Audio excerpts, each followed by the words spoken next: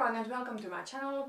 Today I'm going to talk with you about some makeup products and some collections that I am glad I didn't buy before my Nova year. So it's kind of going to be like an anti-haul. I'm going to let you know why I'm glad I didn't buy these products, but the thing is that I really wanted these products at some points. Some of these I almost bought, but for one reason or another I did push the decision to buy them, and eventually I didn't buy them, and now that some time has passed on, I'm actually really glad I didn't bring these products to my collection. I probably wouldn't use them as much as I thought I would, and they would just sit in my collection that is already kind of like an overwhelming and a little bit bigger what I wanted to be. Even though I wanted these products, I think I kind of wanted them for wrong reasons. I'm sure these products are amazing. Like, I usually don't want products that, for example, get bad reviews. Like, I'm sure these products are awesome. They are so many people's favorites. If they are your favorite products, I'm glad they work for you. This first one is actually a bronzer. I believe it was released in summer 2017. I wanted it back then. I still kept wanting it in 2018. But I'm so glad I didn't buy this, because the shades of this bronzer wouldn't have worked for me, but I wanted this bronzer just because of the packaging. So I'm talking about the Urban Decay Beached Bronzer. I'm sorry, I just have to put the picture to the screen before I start to talk about it, because I'm just editing with Windows Movie Maker for now, so yeah.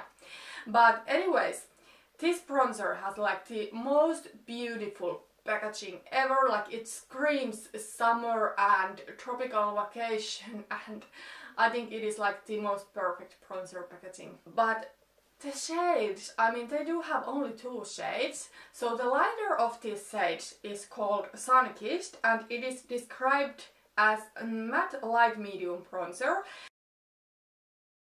This has a really red undertone to it. I have swatched it in store, and this kind of red undertone in bronzer only makes me look like I got burned in the sun, and it's not necessarily the look I'm going for.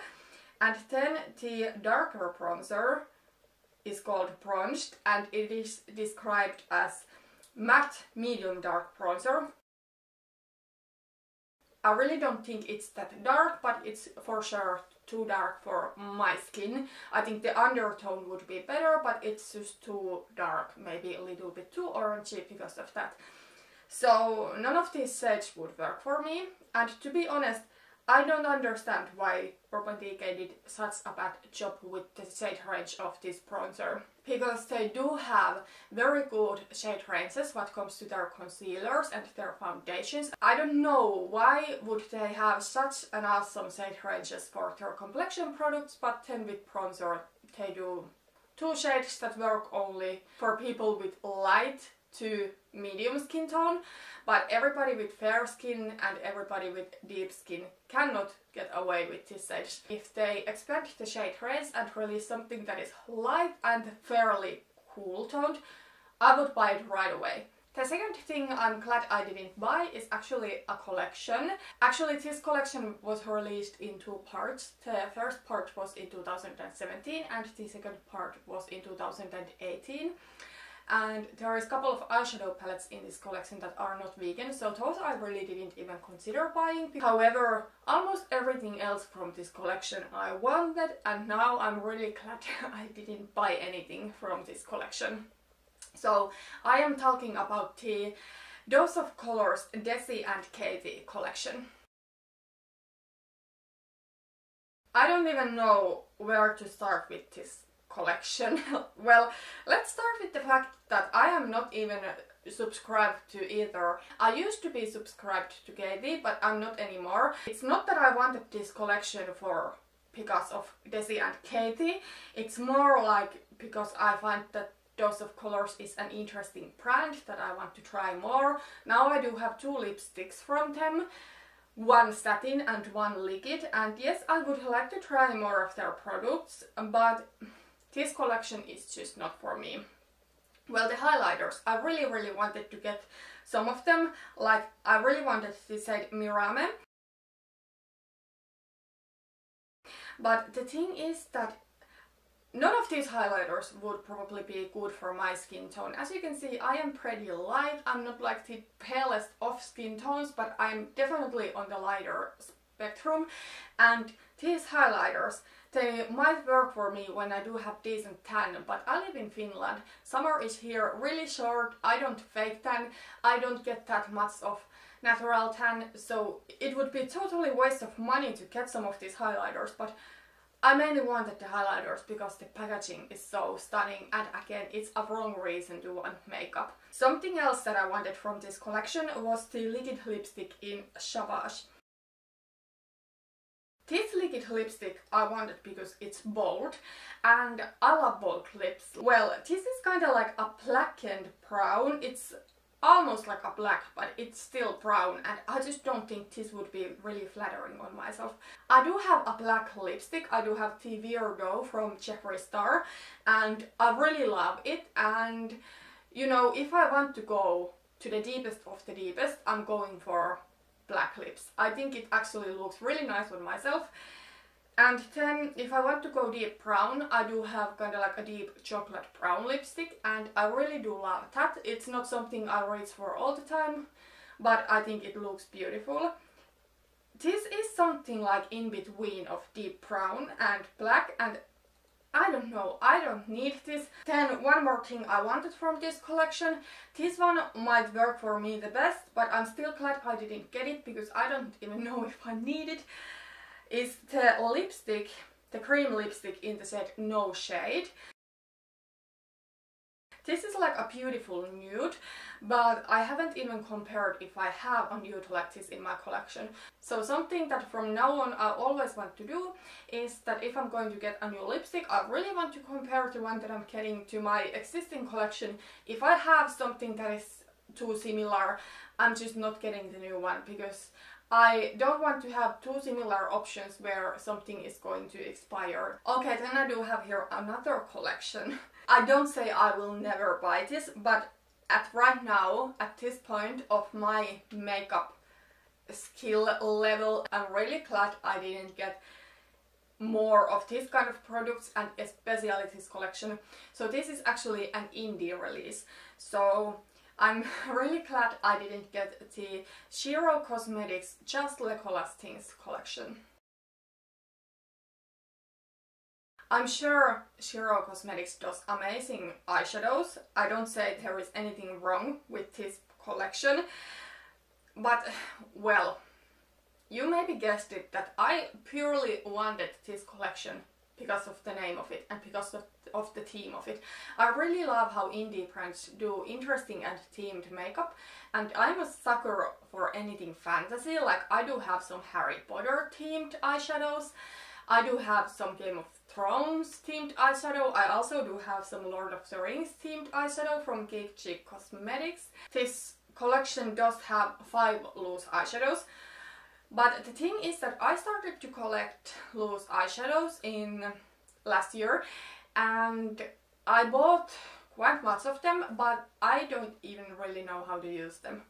So I think before I buy any more of loose eyeshadows, I first need to figure out if I like them, if they are something that fits to my kind of lifestyle, or if I want to see the trouble of applying them.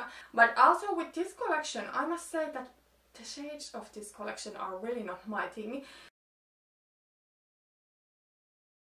They are mainly like cool toned, deeper, shimmery eyeshadows. There is a couple of blues, there is like one little bit darker teal, there is a green that looks stunning, and then there is like this brownish plum shade. The shades look beautiful, but they are maybe not that much of my style. I know I'm wearing today like a blue lower lash line, but usually my makeup style is more neutral, and I don't know, maybe I would reach for these once in a while, but not that often, so it would be more like a collector's thing. But I don't even know if I want to collect loose pigments, and the colors are just not for me. So even if I will in future pick something from this collection. I'm sure I'm not getting the whole entire collection, maybe a couple of eyeshadows that I think I would use the most. Okay, there was 2 more products to talk about, and both of these are eyeshadow palettes. So I'm actually really excited to talk about this. I know these both palettes are so many people's favorites, and I think they look stunning. However, they are not my style. So let's start with the Jeffree Star Blood Sugar eyeshadow palette. When this palette launched, I was like, oh my god, I need to get it, and I really wanted it. Like, I waited for it to come to Beauty Bay, but for some reason I didn't get it then. Now that I think about it, I am really glad I didn't pick it up, because it's just not my style at all. I think the reason why I wanted this palette is because it is kind of like a mix of neutrals and then these colors that are like red and purple. But then I also wanted it because I think the packaging is cool, I think it's something new and innovative, and I must give that to Jeffree. Like, release after release, he brings to the table something new, something innovative, something exciting. Just the blood sugar, I really don't think those reds and pinks look that flattering on myself. I do like red eyeshadow once in a while, but the way I like to wear it is to have like a red crease or deeper red crease and then a gold lid. I think that looks very good. But if I'm going to do like an all pink or all red look, I just think it makes me look sick. It's not a look I'm going for.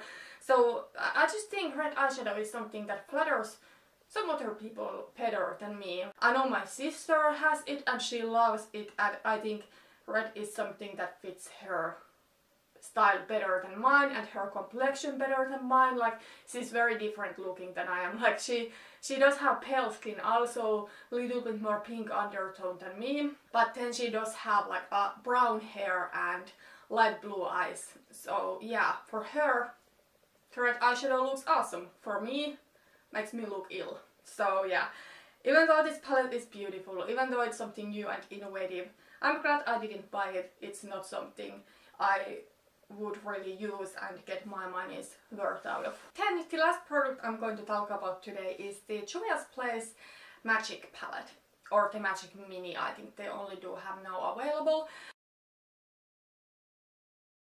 This one I was really planning to get. I almost bought this in the end of 2018, like I planned that I'm going to get it for holidays, because it does have some really holiday appropriate shadows, like reds and greens.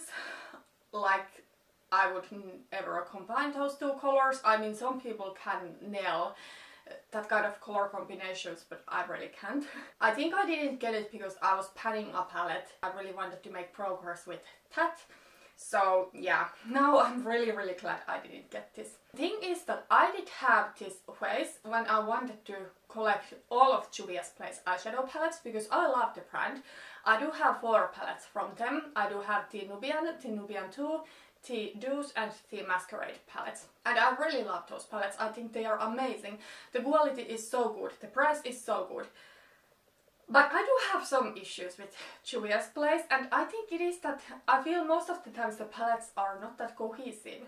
Well, I think the Nubian palettes are, both the original and T2, also the Masquerade palette I think is, but then some of Juvia's palettes are so random and I always need to reach for something else with them, and it totally would have been the case with the Magic palette. It's just not a palette where I would get a whole look from, and I don't mind picking another palette, but I think if I do have a 16 pan eyeshadow palette, I want to get a whole look out of it. Like, if I'm talking about a 9 pan palette, it doesn't matter if I need to bring in another matte eyeshadow palette, for example, but this is a 16 pan palette. And yes, it does have some stunning eyeshadows. It does have some colors that I don't have in my collection, like it does have some deep navy eyeshadows and some beautiful purples, pinks. It looks so stunning. But even though those colors look so beautiful, they are something I'm completely happy without having. And overall, I just think the color story is so weird. Even though I do love Juvia's Place, I'm kind of glad I didn't buy more palettes from them. Like, I want to stop collecting makeup in a sense that I need to have everything from a certain line, because there will always be a palette or a product in a line that don't fit my needs and my preferences. Okay, so that was everything for today. I think it was super fun to film this video and talk about these products that I really wanted to get, and some I almost bought, but in the end of the day I didn't get them, and now I'm happy I don't have them. I think in future, after my no-buy year, I think this is like a great lesson to wait for a couple of months before making a purchase. Maybe if there comes a palette, trying to dupe it from my collection, doing some looks from my collection, what I would do from the palette, and still think if it's something I really want to get, and not get everything when it's first released. So yeah, that was everything for today. Let me know down in the comments if there's something that you really wanted to get when it first launched, but then you waited a while and didn't get it, and now you are happy that you actually didn't get it. Thank you so much for watching this video, and see you in my next one. Bye bye.